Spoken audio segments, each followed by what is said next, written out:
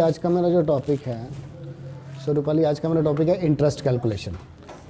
तो अगर interest calculation की मैं एग्जांपल लूँ, मान लो मैं किसी पार्टी बी एंड कंपनी से सामान खरीद रहा हूँ, 10,000 रुपये का सामान खरीदा और उसने मुझे 30 डेज़ का क्रेडिट दे दिया।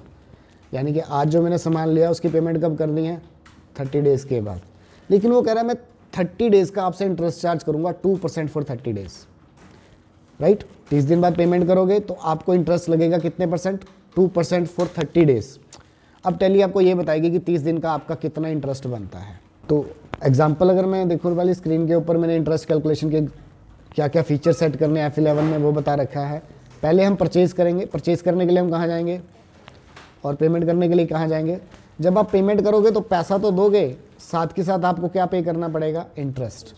जो आप इंटरेस्ट पे करोगे उसका जो लेजर क्रिएट होगा वो इनडायरेक्ट एक्सपेंस में क्रिएट होगा, क्योंकि वो आपके लिए खर्चा है, एक तरीके का लॉस है, राइट। तो 10,000 रुपये का जो आपने स्टॉक बाय किया उसका जो इंटरेस्ट बनता है वो कितने रुपए बनता है? 200 रुपये बनता है।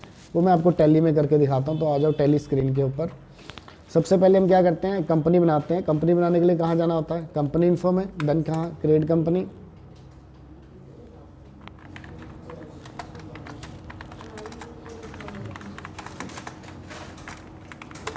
सारी डिटेल डालेंगे यहाँ, फिलहाल मैं नहीं डाल रहा, तो आपने सारी डिटेल्स यहाँ डाल के इसको सेव कर देना। कंट्रोल ए हिट कर दिया, मैंने एक्सेप्ट कर लिया। कंपनी बनाने के बाद नेक्स्ट स्टेप क्या होता है? मेरे को फीचर सेट करने हैं। फीचर सेट करने हैं मतलब मुझे कहाँ जाना है?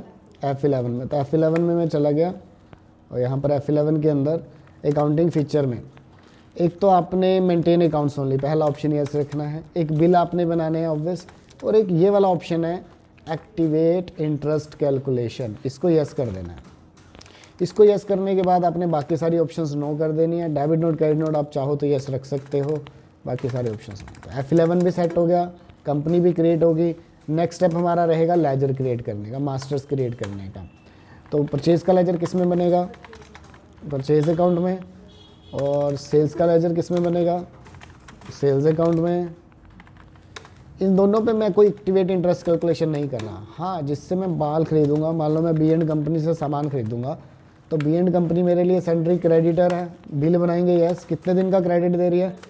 क्या वो इंटरेस्ट चार्ज कर रही है हमारे पे? यस। तो यहाँ पर यस कर देना है। पहली दो ऑप्शंस आपने यस रखनी है। Calculate interest transaction bye transaction and overhead parameter for each transaction. कितने परसेंट इंटरेस्ट चार्ज कर रही है वो? 2%। कितने दिन का? 30 डेज़ का। ये आपने कब किया? जब आपने बी एंड कंपनी का लेजर बनाया। एक आपने लेजर बनाना है इंटरेस्ट पेड का, जो कि मेरे लिए एक्सपेंस है, तो आप उसका लेजर इनडायरेक्ट एक्सपेंस में खोल लेंगे। बाकी कुछ नहीं करना, यहाँ पर नहीं करना इंटरेस्ट, सिर्फ पार्टी के नेम के साथ करना है। इसको एक्सेप्ट कर दो। लेजर्स हम बना चुके हैं। एंट्री डालने के लिए कहाँ जाना है मुझे? Accounting voucher. परचेज के लिए कहाँ जाना है मुझे? F9। बिल का नंबर 125। किससे सामान आया? बी एंड कंपनी से। ये एक्स्ट्रा डिटेल हो गई। कितने का सामान आया? 10,000 का। न्यू बिल, नया रेफरेंस। Then purchase. कितने परसेंट इंटरेस्ट चार्ज कर रहा है? 2%। ऑटोमेटिकली आ गया। 30 डेज़ का परचेज। तो आप 1 अप्रैल को परचेज कर रहे हैं रूपाली। एंट्री को एक्सेप्ट कर लिया। अब मैं आपको इंटरेस्ट दिखाता हूँ उसको कितना बना मेरा, जो मैंने उसको देना है। इंटरेस्ट देखने के लिए आप रिपोर्ट सेक्शन में जाएंगे, display, S for statement of account, I for interest calculation and P for payable, क्योंकि वो पेबल सेक्शन में आएगा। अगर लेना होता तो कौन से सेक्शन में आता? तो अब फिलहाल पेबल सेक्शन में आएगा। यहाँ कुछ नहीं दिखा रहा क्योंकि डेट जो है वो 1 अप्रैल है। मुझे 1 महीने का इंटरेस्ट चेक करना है, तो आप डेट चेंज करेंगे, यानी कि पीरियड चेंज करेंगे। F2। 1 अप्रैल से लेके कब तक का करेंगे चेक? 1/5 तक का। एंटर करो, एंटर करो। देखो बी एंड कंपनी का कितना इंटरेस्ट बन रहा है आपका? 200 रुपीज़। ऑटोमेटिकली कैलकुलेट होके आ गया। फिर से देख लो कहाँ गया था मैं? Display, statement of account, interest calculation, interest payable, और F2 दबा के मैंने 14 से लेके 15 तक का डाटा देखा। लाइबिलिटीज़ आ रही है, एंटर किया। क्रेडिटर आ रहा है, एंटर किया। तो यहाँ पर कंपनी का नेम आ रहा है। तो 10,000 तो देने हैं बिल के, और 200 किसके देने हैं? इंटरेस्ट के। करे पेमेंट उसकी। और पेमेंट आपने 1/4 को नहीं करनी, पेमेंट आपने 1/5 को करनी है, 1 महीने बाद। पेमेंट का शॉर्टकट क्या है वाउचर का? F5। क्या शॉर्टकट है? किसका पैसा देना है? बी एंड कंपनी का। लेकिन पहले डेट चेंज करना ज़रूरी है। F2 दबा के पहले डेट चेंज कर लेना आपने। 1 तारीख 5वां महीना। बिल के पैसे कितने थे? 10,000 रुपये। अगेंस्ट बिल, उसको क्लियर कर दो बिल को। यहाँ DR दोबारा से डालना है। क्या डालना है यहाँ? DR। और इंटरेस्ट पेड, कितने रुपये इंटरेस्ट है मेरा?